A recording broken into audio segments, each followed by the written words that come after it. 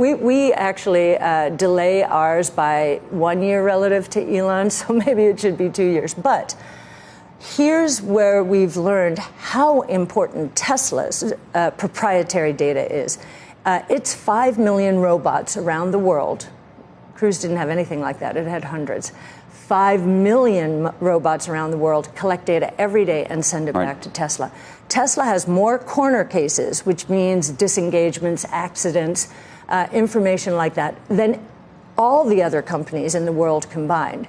And I have to tell you, watching the breakthroughs in AI that we are seeing, they are astounding, the speed at which this is moving. Right. So it is interesting. I think it's a data issue. Autonomous taxi platforms are the biggest AI project in the world, and therefore we think Tesla is the but biggest you've sold Tesla shares, and it's, it used to be the number one holding, I believe, in your ETF. It's now number 3. You've sold about 20 million shares. Yes. Why? So, well, whenever it goes up, it was up about 150%. Relative to our other names, many of which had not moved. So we will always recycle that way, take profits. And I would also say, listening to Elon on the last conference call, he's very concerned about the economy, you know. And so to answer the question, we sold as it was up 150% relative to everything else. We have not sold much since then. And it will, if we're right on this autonomous taxi opportunity, it will remain in the top 5 in our fund, in our flagship.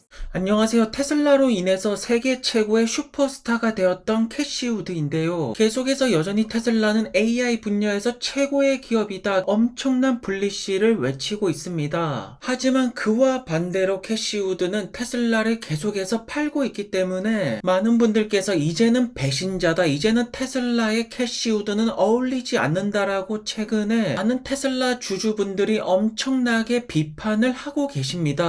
도대체 얼마나 팔았길래 이런 소리들이 나오는 것일까요? 더 이상 알크 펀드에서 넘버원 자리는 테슬라가 아니죠. 최근에는 오히려 비트코인을 굉장히 강조하고 있으면서 코인베이스가 비중 첫 번째 넘버원 자리로 우뚝 솟아올랐습니다. 로쿠가 두 번째이고 세 번째가 테슬라인데요. 그동안 테슬라를 팔았을 때는 10% 비중 조절 때문이라고 말했지만 지금 8.5%인 것을 본다라면 더 이상 10% 비중 변명도 통하지 않고 있네요. 그래서 최근에 많은 투자자분들의 비판을 받고 있는 캐시 우드는 언론 매체에 나와서 본격적으로 설명을 하기 시작합니다. 테슬라 외에 다른 종목들은 많이 오르지 않았기 때문에 테슬라를 팔고 수익을 실현하고 있다라고 말씀을 하시죠. 지난 6개월 동안에 무려 아크 펀드에서는 테슬라를 100만 주 넘게 매도를 했습니다. 현재 캐시 우드의 말은 앞뒤가 맞지 않고 있는 상태인데요. 그렇다면 현재 테슬라 주식은 조심해라는 경고의 메시지를 날리고 있는 것일까요? 어쨌든 한 가지 확실한 팩트는 캐시 우드는 여전히 테슬라를 강력하게 보고 있고 전기차보다는 로보택시의 성공을 바라고 있습니다. 하지만 더 이상 비중 1등은 아니네요. 그렇지만 테슬라의 주가는 최근에 굉장히 빠른 급등을 보여주고 있고 회복세를 충분히 보여주고 있습니다. 테슬라뿐만 아니라 많은 기업들의 주가가 굉장히 가파르게 올라가고 있죠. 미국 주식시장이 조금씩 숨을 쉬는 듯해 보이는데요. 많은 분들도 아시겠지만 CPI가 둔화가 되면서 전체적으로 미국 증시가 상승을 했습니다. 보시는 것처럼 소비자 물가 지수는 계속해서 떨어지고 있습니다. 밸런스에서도 역시나 인플레이션 데이터가 잘 나오고 있기 때문에 테슬라 주가 반등은 시작이 될 것이라고 말씀을 하시네요. 하지만 무엇보다도 테슬라의 주가가 강력하게 올라갈 수 있는 근본적인 이유는 4분기 인도량을 충분히 달성을 할 수가 있고 180만 대 이상으로 초과 달성할 거라는 전망들이 계속해서 나오고 있죠. 사실 이것만큼 펀더멘탈적으로 테슬라의 주가를 올릴 수 있는 부분이 도대체 어디에 있겠습니까? 그리고 골드만에서도 테슬라의 FSD의 매출이 2030년에 100빌리언, 무려 100빌리언입니다. 올해 테슬라의 매출이 100빌리언 정도가 찍을 것 같은데요. 대부분의 매출이 모델3 Y에서 나오고 있죠. 그렇다면 골드만삭스는 전기차만큼 FSD에서 매출이 나올 것이고, 사실 마진 부분만 본다라면 FSD가 전기차를 훨씬 더 뛰어넘지 않겠습니까? 우선 테슬라 투자에 있어서 테슬라가 AI 리더라는 것에 반드시 동의를 하셔야지 롱텀으로 가져갈 수가 있죠. 현재 많은 분들께서는 골드만삭스의 의견에 동의를 하시고 테슬라를 장기적으로 투자를 하고 계십니다. 그렇기 때문에 지금 볼 것은 전기차보다는 로보택시의 성공 여부가, 소프트웨어 마진 상승의 여부가 앞으로 테슬라 주가 밸류에이션에 엄청난 영향을 끼칠 거라고 봅니다. 그리고 현재 테슬라가 보여주는 포텐셜, 그 가능성은 어마무지하다라고 보는데요. 스웨덴 노조에서 계속 테슬라 직원들을 꼬시고 있지만 넘어가지 않고 있습니다. 그만큼 테슬라가 미래가 창창한 기업이라는 뜻이고요. 노조에 가입해서 파업하는 것보다 테슬라에서 열심히 일해서 승진하고 주식 보상을 받는 것이 훨씬 더 가치가 있는 일이라고 많은 분들께서 생각하시는 것이 아닐까요? 그리고 테슬라에서는 생산 직원들에게 노조복 착용 금지라고 하였는데 법원에서도 이것이 맞다라고 판결을 내렸죠. 결국 노조 연합에서 궁극적으로 원하는 것은 생산 라인 직원 월급을 올려주는 것이 아닙니까? 하지만 테슬라는 주식 보상으로 직원들을 계속해서 다독이면서 잘 이끌어 나가고 있습니다.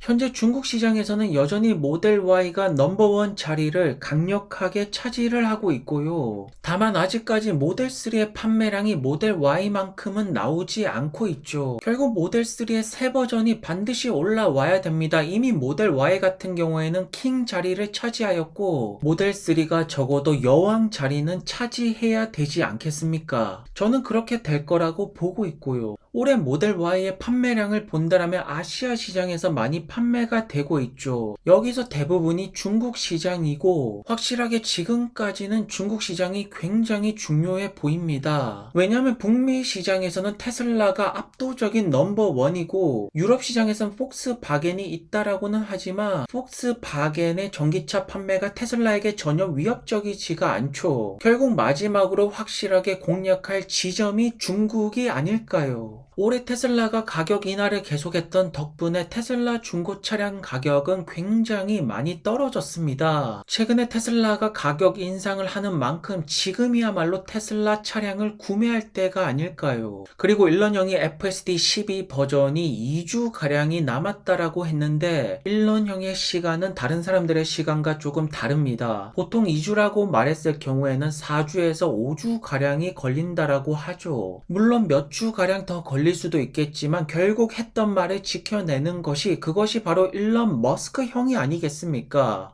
이것이 주주와 CEO 사이의 신뢰라고 말씀을 드리고 싶습니다. 현재 GM의 크루즈 같은 경우에는 모든 사업을 중단하고 있는데요. 하지만 FSD는 계속해서 버전 업데이트가 되고 있고 지금 이 순간에서도 전 세계 수많은 테슬라 차량에서 데이터는 계속해서 전송이 되고 있습니다. 그리고 다른 전기차 기업들은 이러한 모습들이 현재 전혀 나오지 않고 있고요. 그리고 사이버트럭 딜리버리 이벤트가 본격적으로 이메일을 날리고 있는데요. 최근에 침체되었다라고 말하는 전기차 시장, 그것이 아니죠. 전기차 판매는 계속해서 나오고 있고 다시 한 번 더 전기차 수요를 올릴 차량 사이버트럭이 대중들에게 정식으로 공개가 됩니다. 그리고 테슬라 모델 S 스텔스 그레이 역시나 굉장히 이쁘죠. 결국 전기차와 AI 두 마리 토끼를 다 잡아가고 있는 테슬라가 최고의 선택지라고 봅니다. 그리고 루시드의 그래비티 드디어 공개가 하루 남았습니다. 내일이면 많은 주주분들이 기다렸던 그래비티가 공개가 되는데요. 11월 14일자 최신 그래비티의 모습들이 계속해서 포착이 되고 있습니다. 기존에 보셨던 모습들보다 약간 조금 작아진 듯한 느낌도 들고요. 조금 더 동글동글해진 느낌도 들고 있는데요. 처음 봤을 때는 분명히 각진 느낌이 강했다라면 조금씩 디자인이 계속해서 바뀌는 것 같습니다.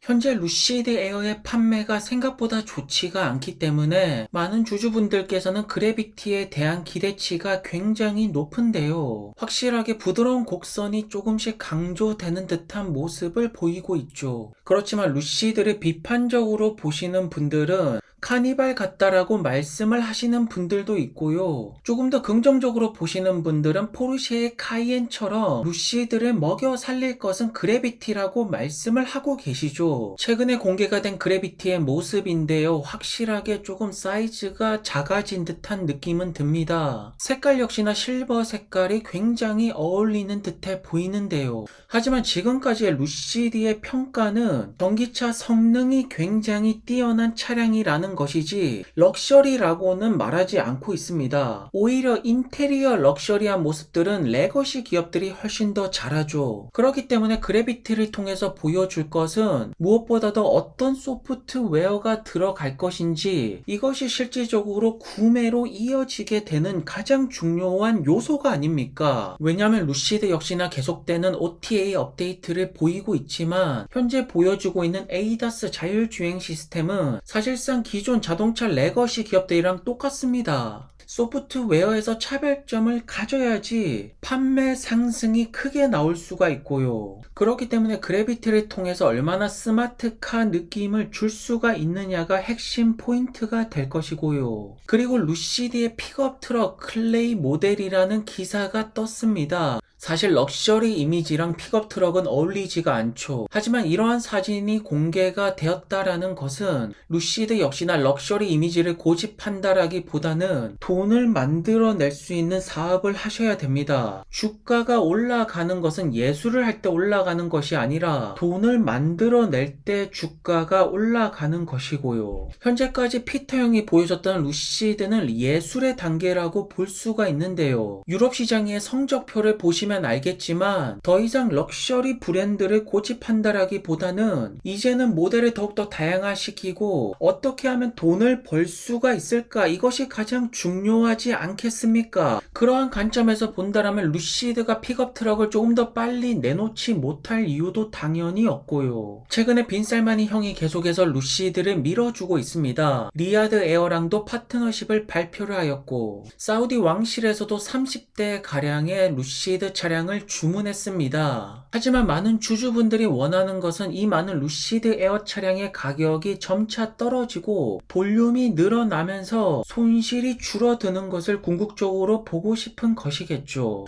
하지만 현재 가장 큰 문제는 루시드의 경영진은 신뢰성을 잃어버렸고 지금부터 하는 말들은 전혀 믿음직하지 않다라는 점인데요. 작년을 비롯해서 올해 무려 가이던스를 2번이나 하향 조정했습니다. 그렇다면 기관이 되었던 개인 투자자 분들이 되었던 주주분들은 루시드 경영진이 어떤 말을 하더라도 반은 믿을 수는 있겠지만 반은 믿지는 못하는 거겠죠. 그동안 했던 말을 다 지키지 않았는데 지금부터 하는 말을 어떻게 지켜낼 수가 있을까요? 그래서 여전히 루시드를 베어리시하게 보시는 분들은 그래비티 출시 날짜 역시나 딜레이가 나올 것이다. 왜냐하면 계속해서 약속을 어겼기 때문에 그래비티 역시나 약속을 어길 확률이 더 높지 않느냐라고 말씀을 하십니다. 그래서 지금 루시드에게 가장 중요한 것은 주주들에게 신뢰성을 찾는 것이 첫 번째 과제가 아닐까요? 오늘도 좋은 하루 되시고요. 행복하시기를 바라겠고요. 구독과 좋아요도 부탁드립니다. 그럼 안녕히 들어가세요.